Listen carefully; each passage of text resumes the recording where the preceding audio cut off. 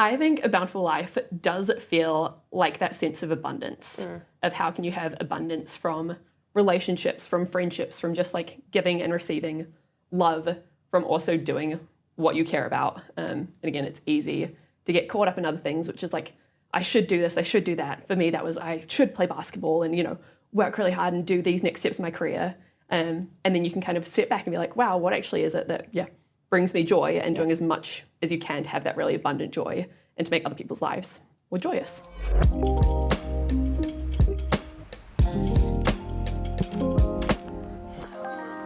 Welcome to the Bountiful podcast, where we explore what it means to live a bountiful life. Today's episode is about quiet reinvention, the kind that doesn't always look dramatic on the outside, but shifts everything on the inside. Zara Davidson has been a national basketball player, a high-performing tech executive, and someone learning to rewrite the story of success on her own terms. In this conversation, we talk about the space between ambition and contentment, the tension between chasing excellence and choosing joy.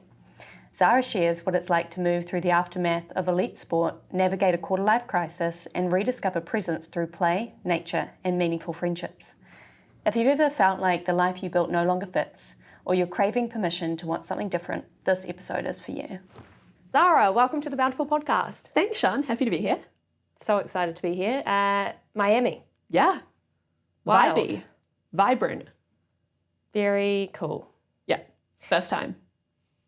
I think I've been here 3 times now, and I don't know, every time gets better and better.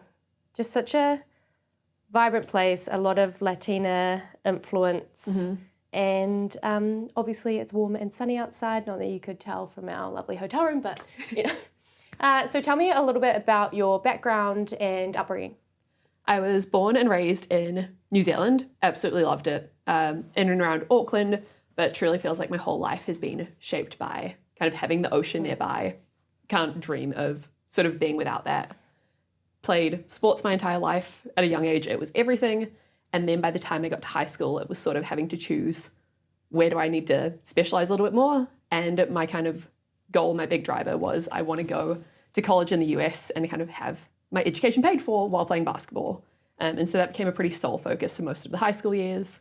I ended up performing really well and being fortunate to play for New Zealand junior and senior national teams and getting to travel the world playing basketball doing that, and then to get some scholarship offers to go to college.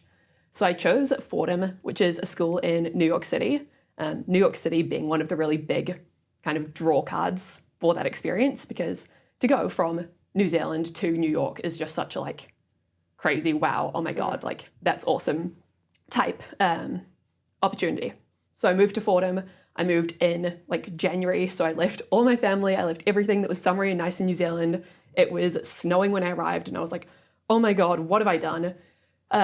Start going to school. I did an undergrad, which was focused on business administration. I had courses in finance and management and some IT courses. I played basketball throughout. It was pretty hardcore, but also good. Again, made me like a stronger, better person, made me have to deal with time management and so many other kind of conflicting things, especially when you're at college and having that sort of US experience, which in some ways is like the movies, getting to go and do fun stuff, as well as, again, living in New York. I want to go and jump on the train and see Times Square and Soho and the East Village and all of those things. But was able to kind of get through and do really well in my undergrad. The goal during that time was also, how can I get my undergrad as fast as possible to then do a master's, and how can I do internships at the same time to set myself up for career and other ambitions and goals that I had. So that did work out. I was able to get my master's in my 4th year at Fordham.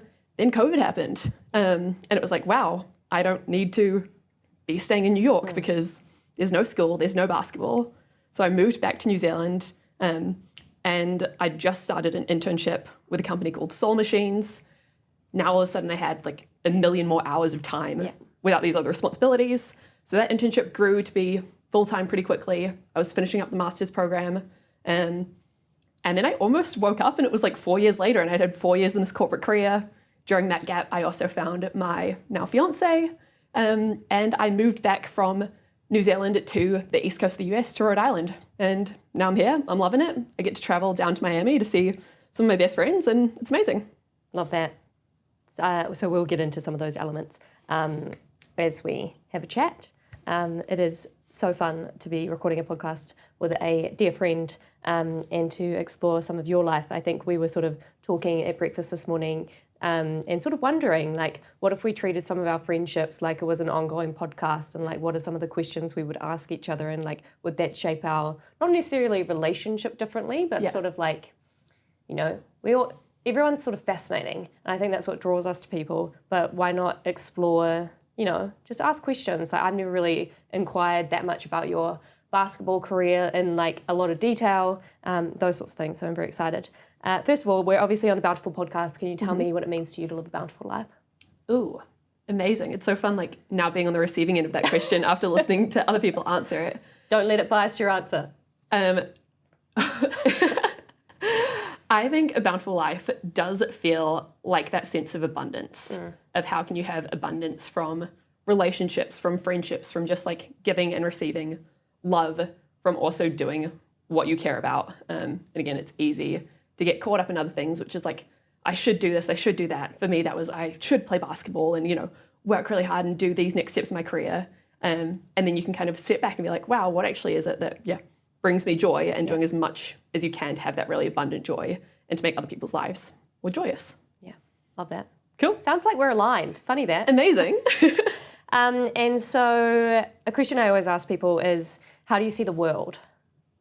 I like to see the world positively, and I like to see the world as a place that I can have an impact on, even if that's in a relatively small way, kind of just an impact on my community or just an impact on my friend group, my family group. That's still like a way that you're making the world a better place. Yeah. And actually, this is how I see the world. I see the world as somewhere to be explored. I love exploring the world. I love trying new things. I love meeting new people, experiencing new stuff, the different cultures, the different food. Yeah, the world is somewhere to be explored. In summary for that question, to me, reminds me of what we did yesterday, going to Little Havana in Miami, coming across Ball and Chain, which is obviously an institution, like a bar, live music bar, and sneaking into a rum festival, and then, starting the dance floor where everyone's like salsaing and there's, live music and whatnot. And that was just like kind of a really fun, abundant experience. Like, I love that. It felt really joyous. Yeah, like that is the world sometimes. And then how do you see yourself? I see myself as a good friend, a good fiance, daughter, sister, someone who can be a little bit hard on myself, that always tries to be really supportive of other people. And maybe I need to give myself a little bit of that support I give others at times. I mean, the other stuff, like a hard worker, ambitious, and trying to just find what it is that I really love and what I want to continue to do for the next 20, 30, 40, 50 years of my life, so that I can have more of those bountiful experiences. Yeah. You are very confident in a good way and very positive. Obviously, you mentioned like that you have self-doubt sometimes, which honestly, that really did surprise me, because I've always seen you as quite a confident person. Can you talk about like, where does that confidence come from, and like, is it just like innate, or is there stuff that happened in your life, or like people that have had an impact that kind of like really built that inner confidence for you? Well, I don't think I've ever been asked that. I want to say it does feel a little bit more innate. Maybe it comes from I'm the youngest of three. There's a little bit of an age gap between myself and my older brother and sister. So I felt like that made me have a sense of like maturity and comfort around older people and adults to interact in those scenarios. I do think back, and I can remember times when I was like 12, 13, 14, 15, especially when I was traveling a lot for basketball and internationally, that I just kind of did have this sense of confidence that I'd walk up to someone in an airport and be like, do you maybe have like a guest access to the lounge? Like, would you mind bringing me in with you? And 9 times out of 10, like if they did, they'd be like, yeah, of course. Like, where are you from? How are you? And so, I don't know, sometimes I'd still like psych myself out before that. Yeah. So I have to work on the confidence, but it does come a little bit more naturally in some instances. as someone who does have lounge access, it's like my dream for someone to be like, can you please sneak me into the lounge? So I'm like, if I can make that tiny contribution to your travel experience, like I totally would. Yeah, people have made my days, made my weeks. Like I had a really hard travel experience a few years ago, and there was someone that was just like, are you okay? Like, do you want to be brought in? And I was like, that would be so amazing. Yeah. You're like, give me a shower, some free food and some Wi-Fi, and I am so happy. Yeah, makes everything a little bit better. So I love to ask people this question. Do you have any tenets that you live by, or like not commandments, but like guiding principles? Maybe that's something I need to like define a little bit better for myself. I think the tenets, if anything, would be what my family and my parents instilled was definitely around that sort of work ethic. And if you do the right thing, it will pay off. And for me, again, that sort of happened in working hard in school and in basketball to then get the scholarships, get the job opportunities, the career growth. So I feel like that you're never going to regret sort of working hard. And I was actually telling you this one yesterday, not a tenet, but definitely something I've found, particularly in the last few years, that is so true every single time, is that you never regret a swim. So if there's a body of water, an ocean, a lake, somewhere on a hike, jump in it. It's always going to be amazing. I never regret going swimming. Obviously, you're not that old, but can you tell me what advice you would have for your 25-year-old self?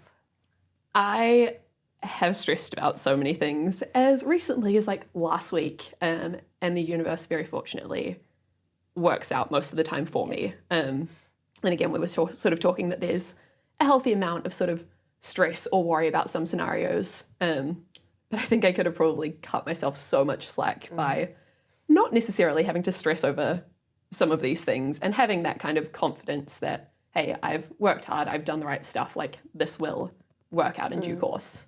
So maybe just that, I can think of like a million little instances that I stressed unnecessarily and I could have saved myself a little bit of that trouble.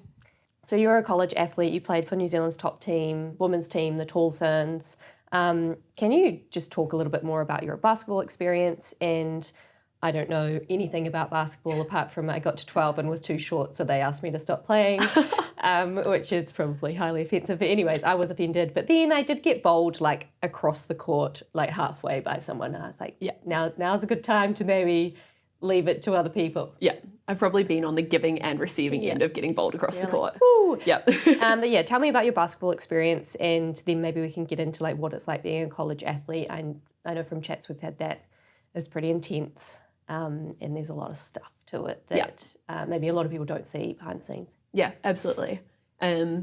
Basketball had been one of my main sports. I sort of said at the start, played a bunch of everything when I was growing up, that both my mum and my dad had grown up playing basketball. They still played basketball in adult leagues, and they sort of coached my junior teams, and then that was the thing I was passionate about.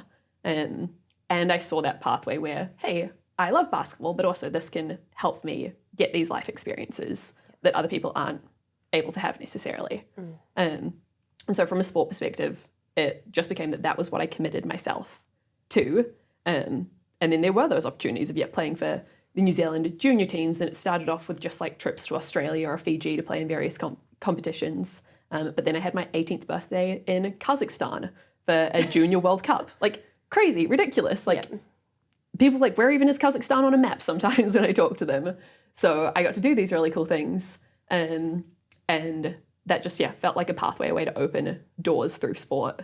But the sport itself is also, like pretty physical. I'm lucky I'm quite tall, so I was sort of in that like mid zone of being able to do a little bit of the tall people stuff, as well as some of the kind of ball handling skills or the shooting skills to do a little bit of the more guard focused things. Yeah. And you won a medal. I'm pretty sure like when I Googled you and being like, oh, I wonder, I said to my, partner, it's like, okay, I'm going to Google Zara and see what comes up. And I think like an Olympics profile or some Team New Zealand profile or something came up. I was like, I don't know, Zara won a medal.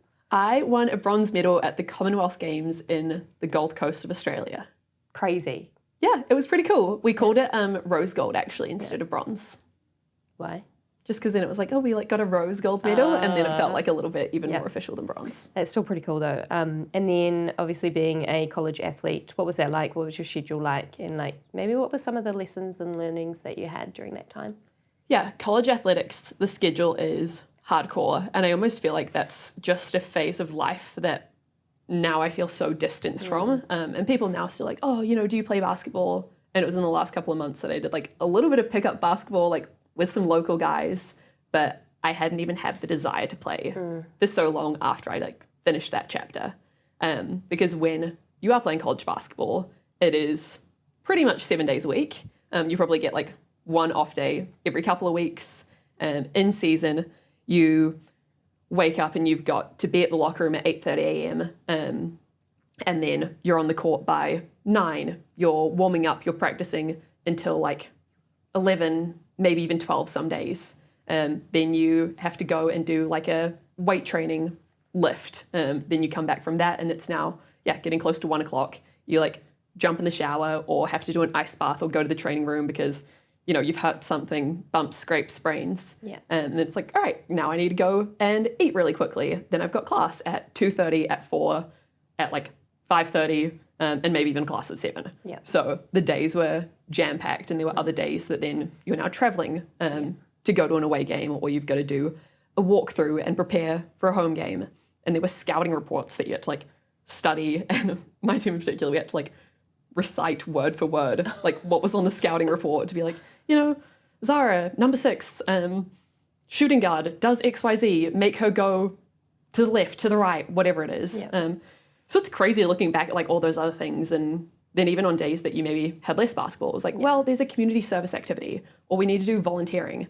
So my whole life did revolve around just the schedule that was created for you. Yeah, not necessarily by choice. And with some of that stuff that you don't realize you're going to have at the very start or certain just like team rules and restrictions.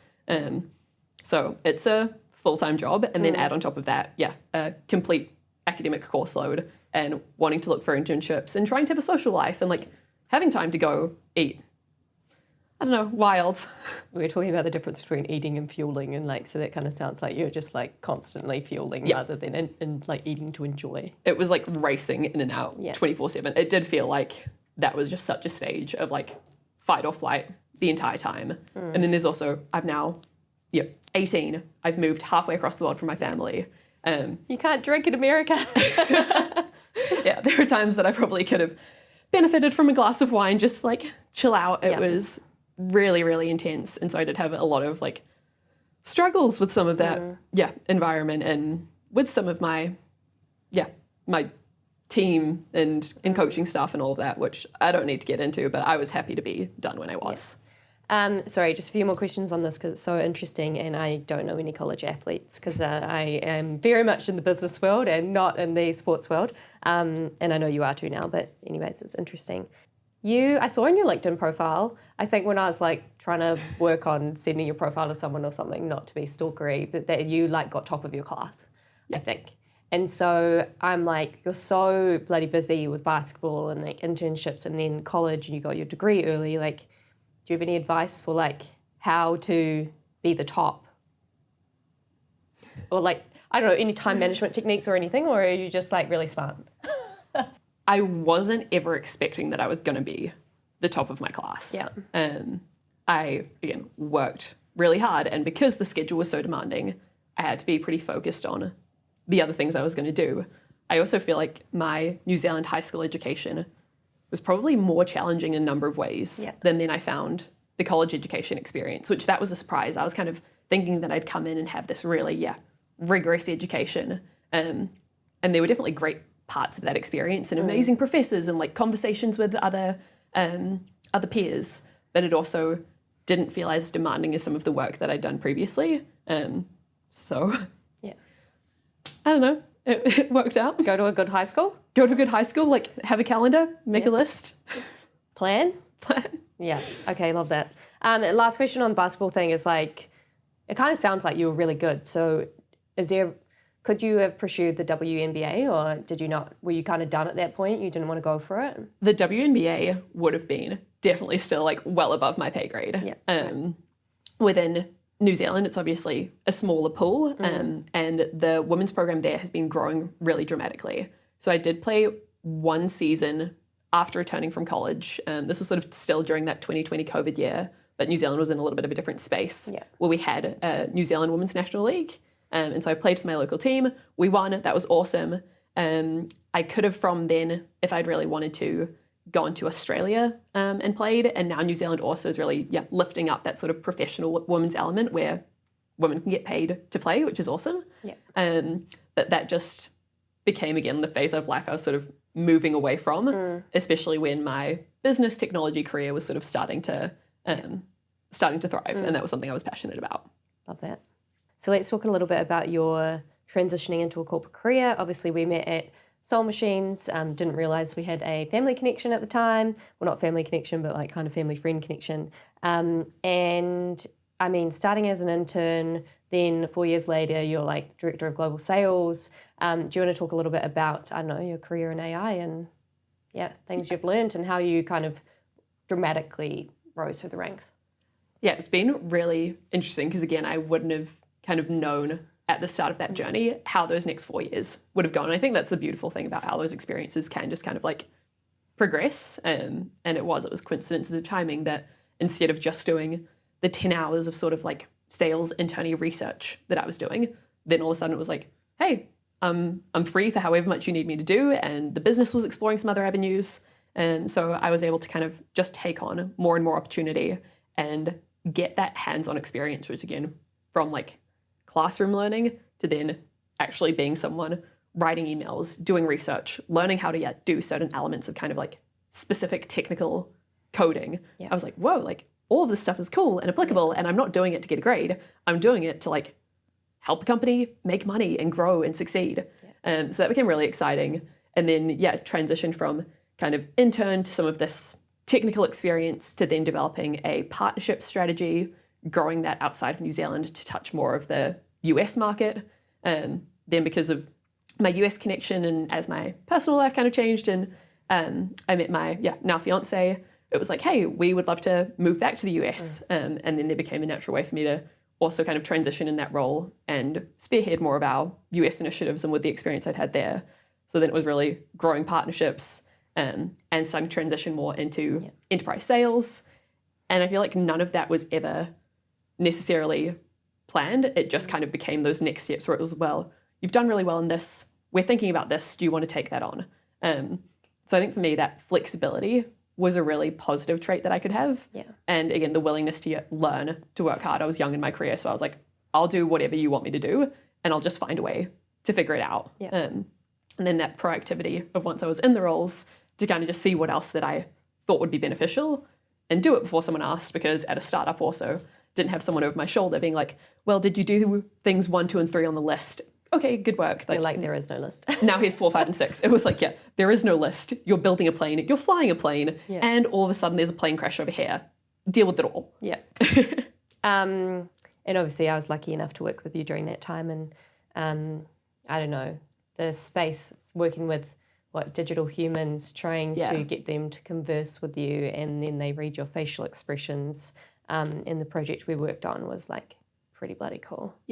And it was very ahead of its time. I think even maybe too ahead of its time. Even today, people are probably a little bit more comfortable with some of these AI technologies. And if you can go and everyone's typing to ChatGPT or using their voice to interact with ChatGPT and ask all of this stuff, what Soul Machines was doing is we were putting basically a face on top of those technologies. And now more people want that level of humanization and interaction. But for a long time, we were sort of just like pushing the limits and having those early adopters and someone with the innovative mindset that were the ones that we were like getting to talk to. And so that was awesome, being like interacting with CEOs, CTOs, CIOs. So we're both fortunate enough to work in the AI industry now. Where do you think, like, do you have any views on like where this is going? And maybe it's like pros and cons, like what are some of the opportunities and then what are some of the limitations at the moment? I'm definitely very pro AI. And obviously there's been kind of different rises and falls in terms of that perception. And some people even more recently that are like, no, AI was overhyped. But I think there's a lot of benefit, a lot of impact. It's almost in what are the ways that individuals and businesses are looking at AI as a tool to help them do their things better. Because it's not this miracle, like, bing, AI, now we've cut our costs and done this and XYZ other thing. You have to be really strategic about the the sort of initiatives that you're going to pursue and what you want to get out of those things, rather than just throwing AI at a wall and seeing what sticks.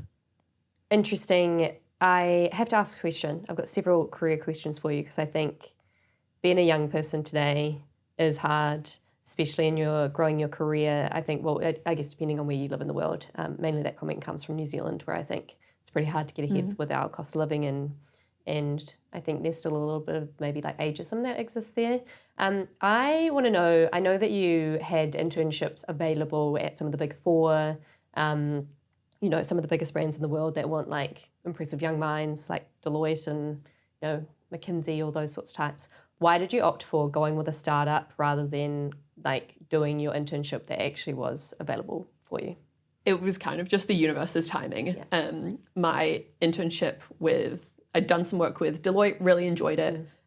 Through that, got an opportunity that I could have started with PwC in that May of 2020.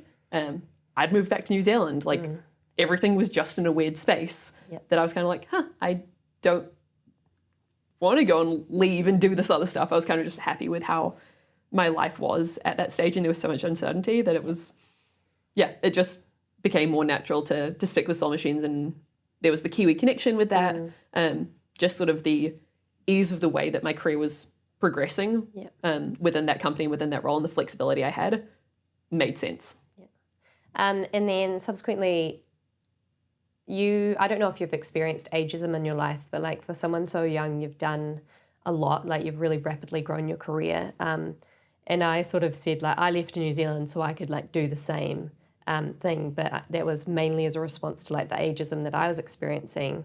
You just kind of seem to like not bulldoze your path, but like age isn't a barrier to you to just being like, no, I just want to do X, Y, Z, so I'm just going to do it. And then, you know, I guess maybe was it that Soul Machines or, you know, employer was just super receptive to you being like, I'm going to do whatever I can?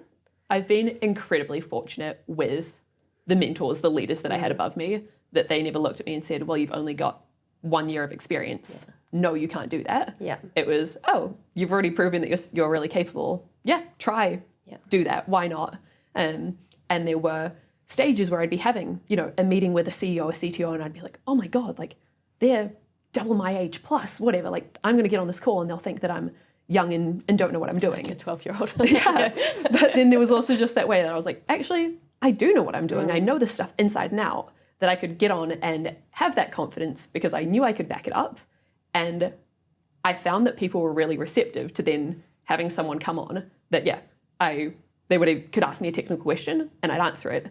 That kind of validated, hey, doesn't matter how old she is, what she looks like, she's capable. Like, let's give her the respect that she deserves. And I know that's not necessarily going to be the case everywhere. So I've been fortunate, I think, to prove myself in that way.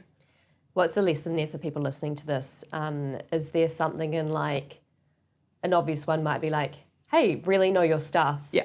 Are there any other ones in terms of like how you show up to a meeting is really important, or how you project your knowledge, or like those sorts of insights that maybe if someone's listening to this, they're like, oh, maybe I could prepare for a meeting better so that people think that I'm knowledgeable or confident or those sorts of things? It's definitely knowing your stuff so that you can kind of walk in with some of that confidence.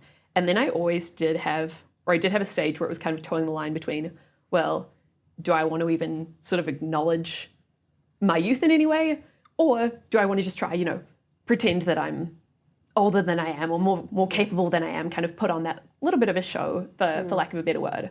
And I realized that the balance for me was just trying to find who I was more authentically. And I am authentically confident, that it didn't need to be me explicitly saying, you know, I just graduated college or this and that. It was just kind of like, hey, I'm Zara. I do a great job for Soul Machines. Let's talk about X, Y, and Z. And trying to take a little bit of that command sometimes in terms of like, starting a meeting strong with that confidence and then asking them the question and taking it back. And I think those skills that I was able to learn then helped me with like a sales career and the skills I'm going to continue to take into my life, no matter how old I get. I have been I've been fortunate to have many meetings with you. Something that I noticed in our most recent, foray into working together, you take a lot of notes, and when you show up to a call, you've got your notes ready. Can you talk a little bit about that habit and like kind of how it allows you to, show up in meetings? Yeah, I think I'm always trying to improve on how can I have like the best structure that's going to help me get what I want out of a meeting. So in a sales meeting, the qualification questions that I want to ask, the discovery questions that I want to ask. And then it's really easy to just like get a little bit lost in the meeting and in the call and be like, uh-oh, what did they say? Yeah. So I like to try and do my best to like jot down just a couple of those things on the side. And then for me, it's also valuable if after that meeting, like if I'm creating an opportunity in Salesforce or HubSpot to be able to pull like a couple of those keynotes so again it stays fresh, because when you start to have 5, 10, 20 of these a day, week, month, there's a lot of information that you sort of like need to know and be able to stay on top of. And so for me, note-taking is one of those habits that I've just created and now kind of stand by through my career. Yeah. So encourage people to take notes. Yeah, take notes. And like you can do it with a bit more structure and systems. Like I copy and paste a template and have like a different OneNote folder for every client or partner or that I speak to. And it's like, right, I know the 5, 10 things that I want to kind of like make sure I come out of this being aware of. I know you're at a bit of a crossroads at the moment, kind of having had a little wee sabbatical, which after kind of working really hard for the last little while, and obviously with basketball didn't really have a break. What are you looking to do next or now, or like what are some of the things that you're thinking about? Yeah, it's been a fun little period, especially during sort of season of life and season of the year. It's summer, like I've been able to really find myself enjoying more time outside and taking the time to figure out what is it that, again, sort of like going back to bountiful, like gives me that joy, that abundance, that like happiness and purpose. And I've realized that 1 million hours a day at my desk was pretty tough. And at the time I was just still so in that, I'd be like, oh, well, like maybe work was a little bit of a drag this week. But now I'm like, wow, the world's amazing when you go outside and you're not sitting at a desk. And so I've been able to start to pursue some of these other passions and opportunities. So one of those is like instructing Pilates. And it's amazing. And there's such a wonderful community where I live and the studio that I teach at, that it feels so cool when you have, maybe 60 or 80 women coming through a week that you get to speak to and get to improve their day and improve their fitness and health.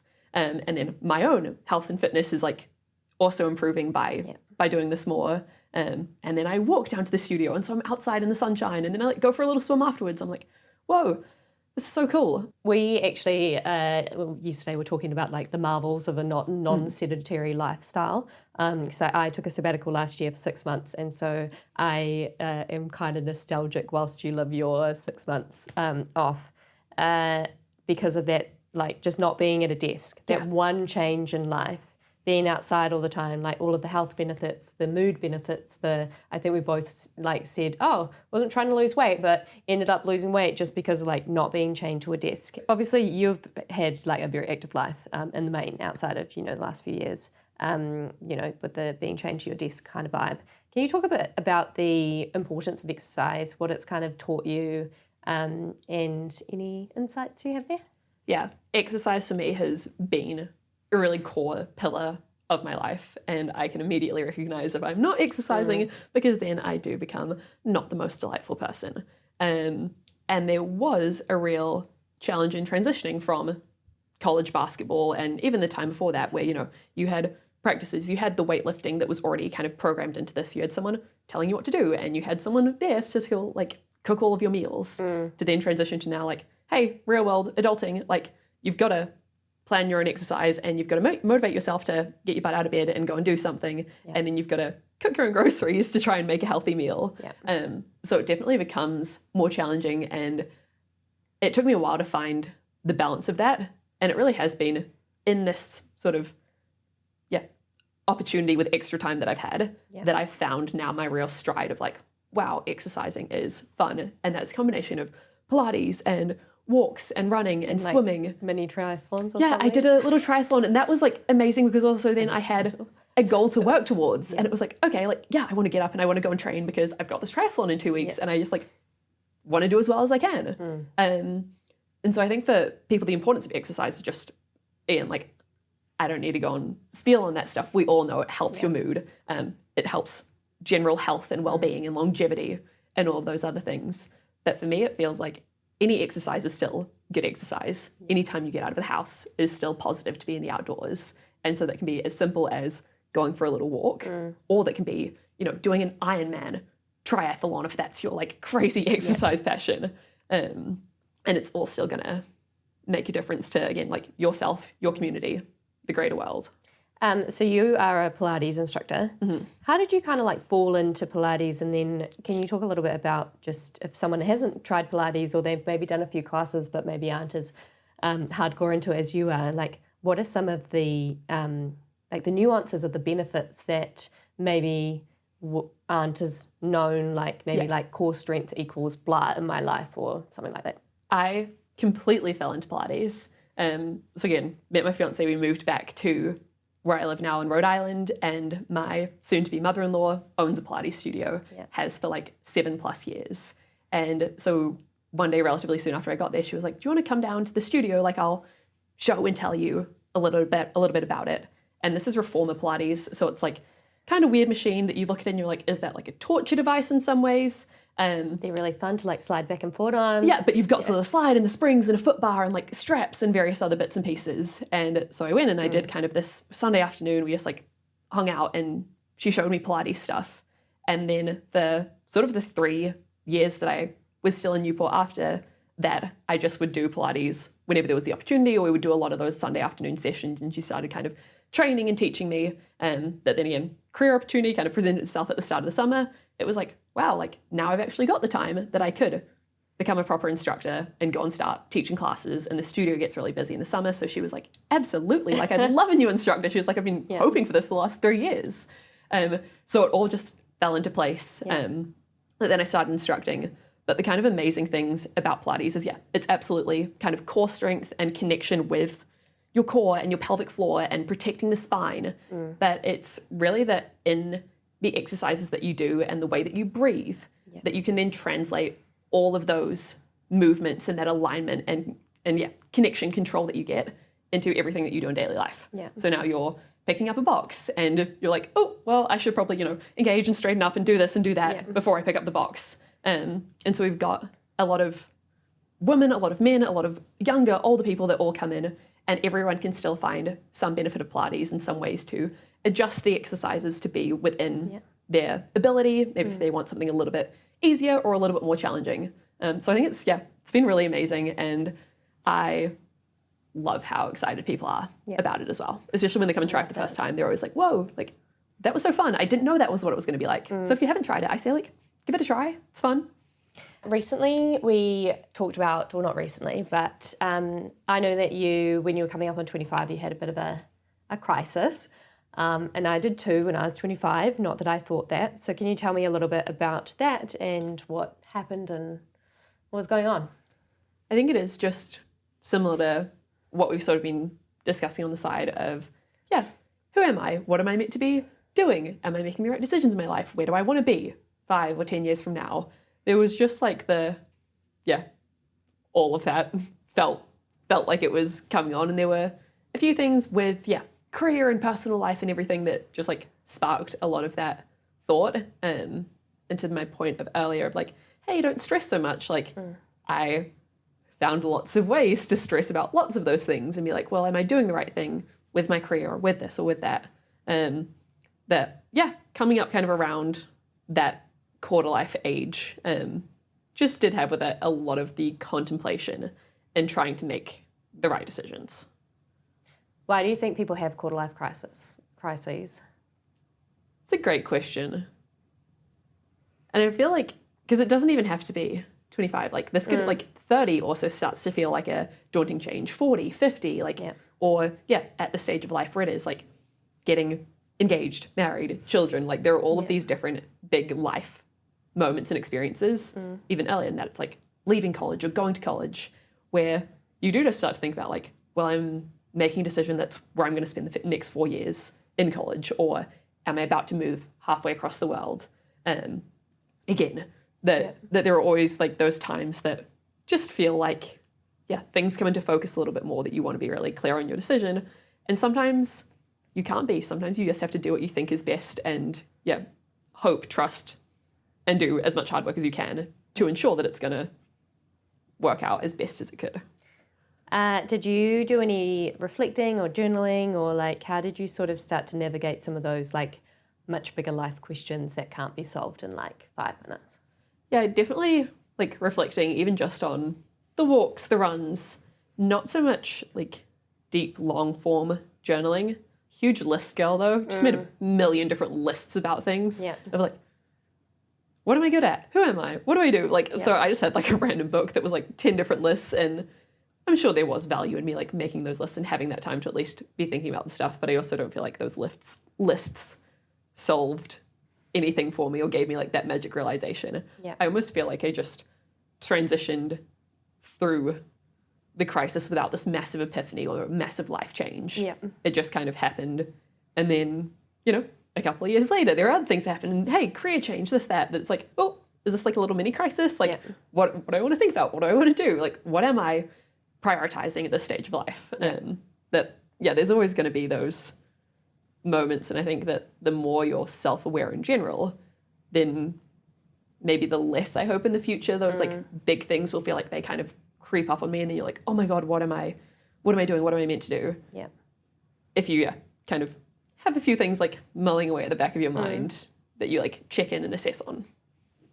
So I didn't think I was going to have a quarter life crisis, and then a month before I did, I actually wrote a blog about it, so I'll put those in the show notes. And I sort of ran away to Minneapolis of all places. I was meant to be going to a travel conference, but I actually ended up just sitting in front of this like ladder at a Mexican place, sharing a margarita with this random lady and having chats about like what it means to live a good life, and I think American politics at the time, and those sorts of things. I think this was back in like 2016 or something.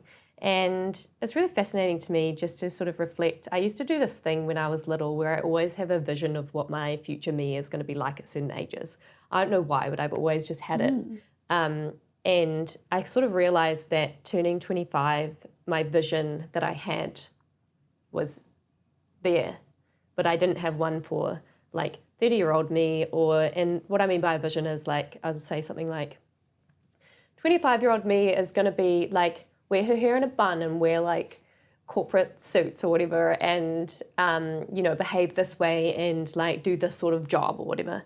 And so then I'd sort of work towards these like visions of me, and I sort of realized that, you don't have a new vision for the future you. I don't know if you ever do visualization techniques. I know it's a bit weird, like I don't explain it very well in terms of like what I was actually thinking, but I can see her in my head, which is kind of weird and fascinating.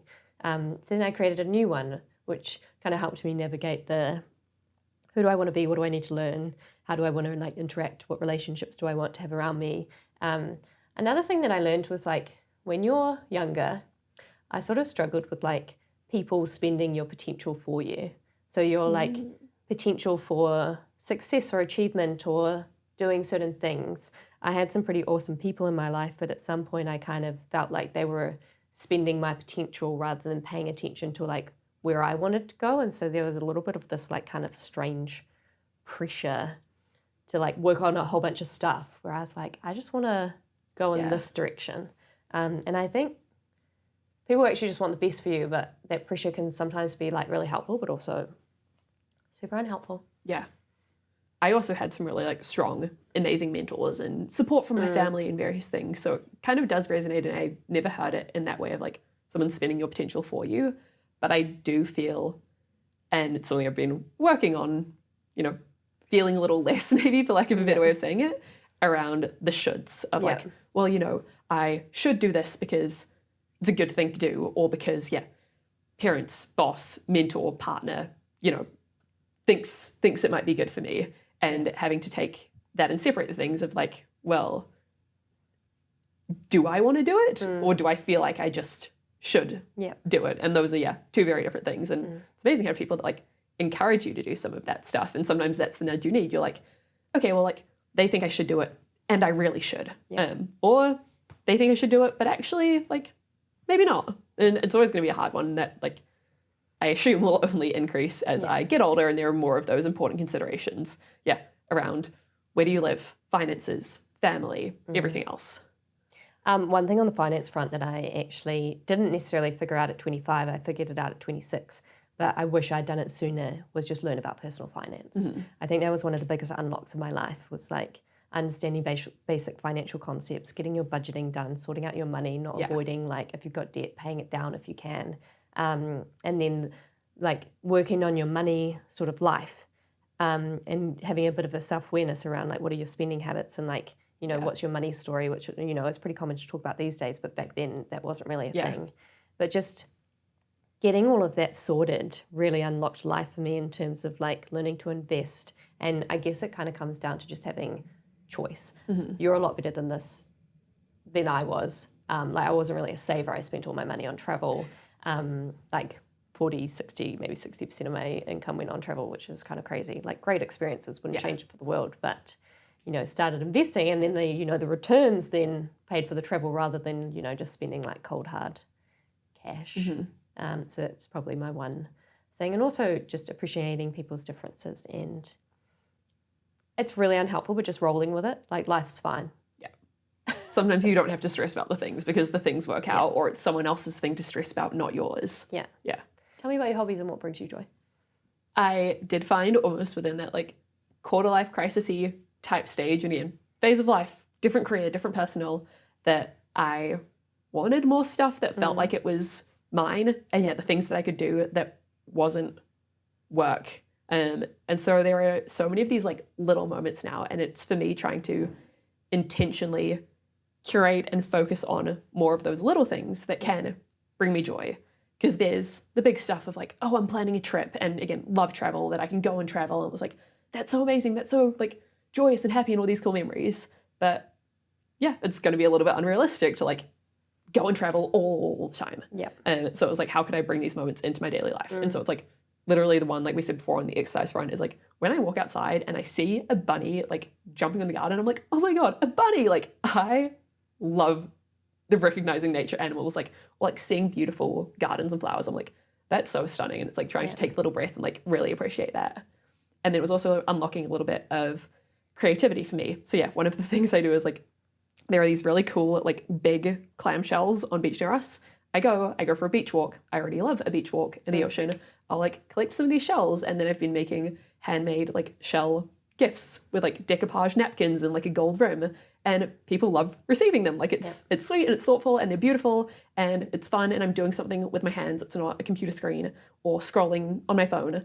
So I like love that, and I've like dabbled with a little bit of like painting random stuff and like a little bit of random modeling clay things. So I've found a lot of joy in trying to do those activities, but without the pressure of you have to be good at this activity. It's just kind of like do it because it's fun, and like you're doing something with your hands, and you can turn your brain off for a little bit and just like create.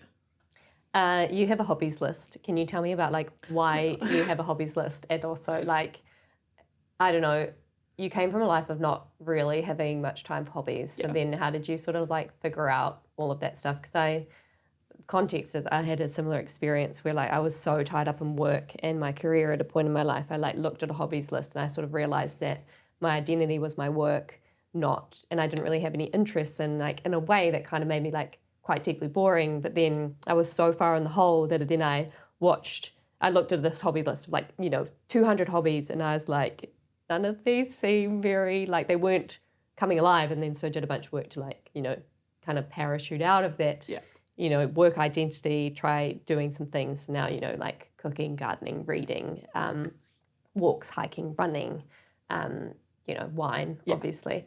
So what are your hobbies, and like, how did you sort of stumble across them? And tell me your hobby list.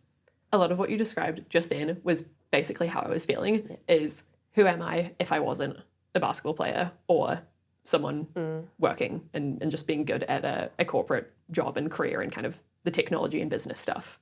And I was having like this like semi freak out and looking at all this stuff, and I was like, well, I need some other hobbies. So I like did all the Googling and then like made my own version of hobby list. And some of it was absolutely absurd. I remember showing it to my sister and she was like, you are ridiculous. Because one of the things on this list was like, become a skydiving instructor and get my helicopter's license. But I was just like having one of those times where I was like, write down all of the hobbies. And I look back at that now and I'm like, oh, well, I've skydove once and I've been in a helicopter once. Like those two things have not progressed.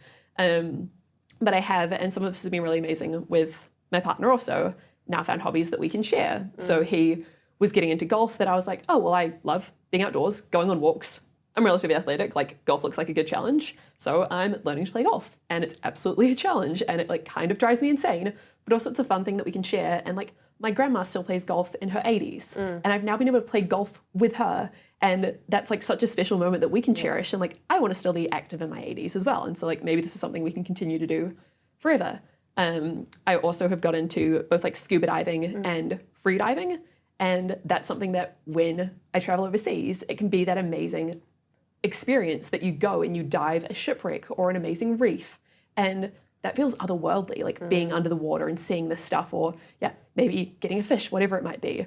And so those hobbies are like kind of a couple of ones that I feel like will be really fitting into my life. But then even this summer with my sister-in-law, we've been playing tennis together. And again, outside, exercise, fun, like we put on music and we have a great time.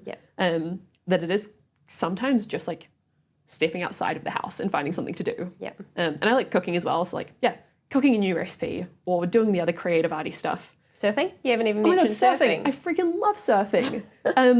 I wish I could be doing surfing more. Sometimes the waves where I live at the moment are like not the most conducive to that, but surfing also on the premise of like, never regret a swim. There is something that I just find like the most incredible feeling in the world. Being on the water, especially like a sunrise or something. I don't know, I'm just like, this is magical. I do not want to be anywhere else. I love like snowboarding as well, where again, like if it's powder day and you're just like gliding through, you're like, flying. You're like, how is this real? So absolutely love surfing. I am not necessarily like, I love the water. I'm not like hardcore into like, you know, surfing, all of those sorts of things. Sharks. My thing is like feeling like I'm flying or like forward momentum, like paragliding. I'm not a daredevil, but like paragliding, learning to fly, horse riding, driving, skiing. It's all this like sort of movement, momentum where you actually feel like you're flying. And other than that, I can tell you how to grow the perfect pumpkin and corn. So, you know. I'll be taking those tips. When I have a veggie garden one day, you're the girl I'm going to call. That's amazing. Any advice for people who don't have hobbies and like maybe shifting your identity or pulling back the layers and like how to learn who you are without labels, I guess? Yeah, I think that is the really hard thing. And for a hobby too, you're not gonna, you know, do it once and then all of a sudden like you're amazing at this hobby and you've got friends that are gonna do this hobby with you. Like you have to continually work at those things.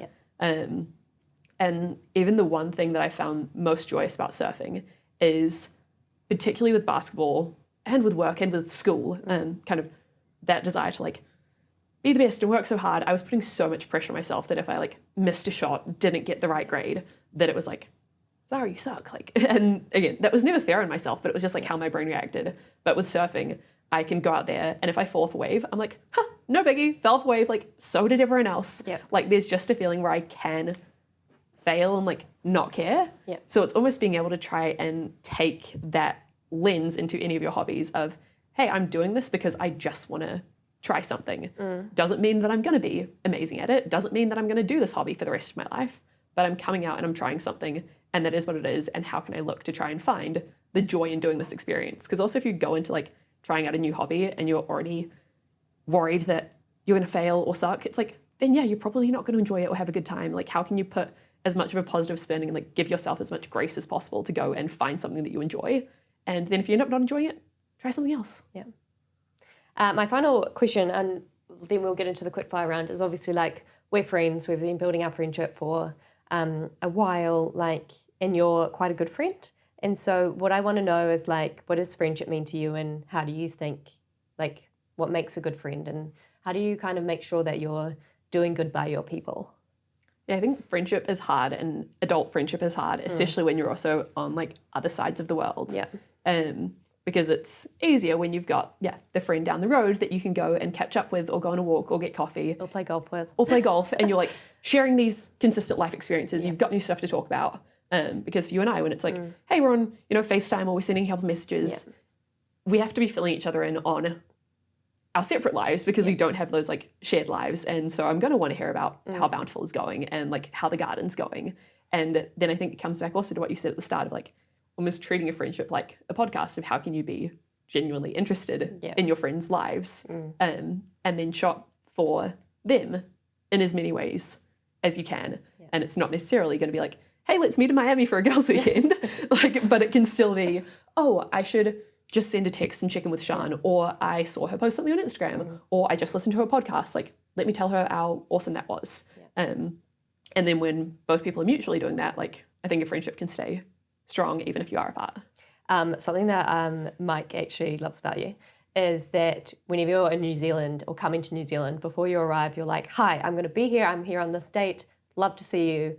Like the proactivity of just like reaching out, giving not instructions, but like, I'm here, love to see you. Here's my dates. Yeah. Can we make it work? Can we make it work? 'Cause a lot of people don't tell you when they're in town, which is like actually super weird. Yeah.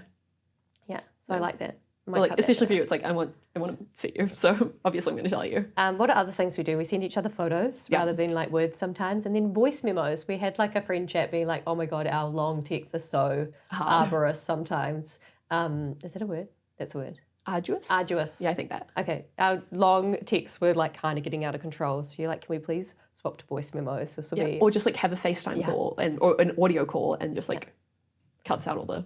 The funny thing with checking in on friends is that sometimes it can feel like a bit of a like process and you're like, oh, I need to have a catch up and I need to spend an hour on the phone. But you're like, something I learned from my partner was like, he checks in with his family and his people nearly every day, but he'll have like a 2-minute phone call. I was like, it kind of never occurred to me that I could just have like a 2-minute phone call with my friends and it doesn't need to be this like super long, in-depth, deep and meaningful, like, you know, well, how are you feeling about your purpose in life kind of chat? Just like you're going for a walk, like let's have a chat, you know, about the day or whatever. Yeah.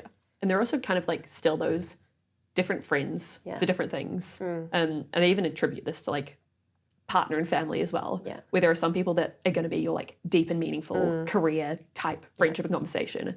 And there are other people, if I'm like, how are you doing? The answer's kind of always going to be good. And I'm like, if that's all you want to talk about, like amazing, good. Like you went to a cool restaurant on the weekend, like love it. Yeah. But not surface level necessarily, but just like a different, still great friends, like, but just a different level of ways that you can communicate and maintain that friendship. And then if I see those people in person also, then we're like catching up, it's like nothing's changed. So it's almost like having the appropriate expectations for the different friendships as well, where there are some people I can share more or demand more of, and there's others that it's like, this is kind of what it's like, and then when I see you, it'll be great still. What's your best tip for making adult friendships? Almost similar with the hobbies. You have to like continue to try at them. And so again, when I was kind of moving to Rhode Island, like I was the person that did have to text like multiple of these girls and be like, do you want to go on a walk? Do you want to get coffee? And then I had to do that every couple of weeks for a long time before we started to have that friendship. And then they'd also ask back. And there were like a couple of friendships that I kind of realized that I actually don't think I did want to be friends with them, and I kind of forced it a little bit too long, and then I was like, wait, like I don't need to keep doing this. So then it was like, once you found a friendship or a person that you clicked with, kind of like committing to invest in that a little bit, because you can't expect to like meet someone and then be like, oh my God, besties, amazing, perfect, like I'll see you next week and every week for the rest of the time. Like try, and also just like consistently. Okay, quick fire questions. What is your most underrated fruit or vegetable? I love cabbage. Is that weird? Should I change my answer? No, it's underrated, but tell me why you love cabbage. I don't know. I feel like it's like versatile and it's a good like bulk things out vegetable. There's also one restaurant in Auckland that... Oh, Ibisu with their salad?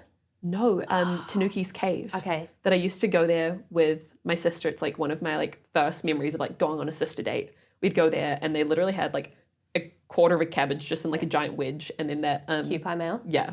And you like dunked the raw cabbage in it, and it was so freaking good. Okay, so Ibisu do something similar, but it's shredded cabbage, so it's super fine. They mix the mayo in, and then I think they put sesame seeds and rice wine vinegar in it, and it's just like sounds delicious. Yeah, delicious. Anything with Japanese mayo, admittedly, is like phenomenal. What is your favorite cocktail? Margarita. You're gonna go passion fruit margarita? If to get specific, either passion fruit or spicy. Or a Hugo Spritz if it's like more in the like day, really sunny. And what is a Hugo Spritz? Elderflower liqueur, like a Saint Germain. Prosecco, a little bit of soda water, lime and mint. Love it. Worst meal your parents ever made you eat? I feel like there's nothing really, really terrible. I do remember that like rice as a child was a little bit gloopy, and I don't really like gloopy rice. So, yeah. What word describes your life? Amazing. What are you most proud of? This isn't quickfire. This is me thinking. I am just really proud where I've got to and kind of what I've done to get here and the way that I've made things work out because I worked hard and sort of did the right stuff. Yeah. What is one thing that has really mattered in life that maybe at the time you didn't realize like mattered as much? I think again, it's almost like the relationship stuff. Like you don't realize how being nice to someone or being a good person can then come back around in the universe and like pay dividends for you. But I continue to have these times where I'm surprised and so like honored to get good things back when you like put in the good stuff. Love that. And then in the inverse, what's something that has like didn't matter but you really did think mattered at the time? Oh my god, like 99% of the things I stress about don't have a specific one, but there's just so many things that I put too much of that mental time and capacity into that again worked out. Like the universe has been fortunately very good to me. I'm so grateful. I can give you a specific one for you. Oh really? Your travel planning. Oh yeah. You get so stressed about because I'm like, do I take this flight or that flight and this day or that day? And like, yeah, and it never matters. It always does work out. I just have to like trust in more of that stuff and like give myself like, all right, 10 minutes, look at the flight, book it, be done, don't think more. Or also like we kind of share this, but that whole trying to organize our partners with travel. Yeah. It's like, give me a window, give me a block of time, I will make the arrangements rather than being like, yeah, so maybe we can make a decision like next week, and then for you and I, we're like, then I stress about it for the entire week before where it's like, why not just, I think if I could hope to change something for myself, it's just like, think about the thing, particularly like, personal travel, logistics of life, think about the thing, do it, get it done, rather than putting it on a list and then seeing it on the list and having it in the back of my mind and feeling a little stressed. Should I go through like this way or that way or whatever? Okay, thank you so much, Zara, for being on the Bountiful podcast. It's been really fun interviewing one of my friends and I guess not learning more about your life, but just kind of hearing you articulate, some of your stories and experiences. I hope you enjoyed this episode of the Bountiful podcast. If you did, please share it with a friend or family member or someone who you think would also get benefit. Make sure that you follow, rate and subscribe, and make sure you tune in for the season. We've got a lot of extraordinary guests from diverse backgrounds, all exploring and contributing to our understanding of what it means to live a bountiful life. So thank you so much, and thank you, Zara. Ooh, thank you. That was awesome. Bye.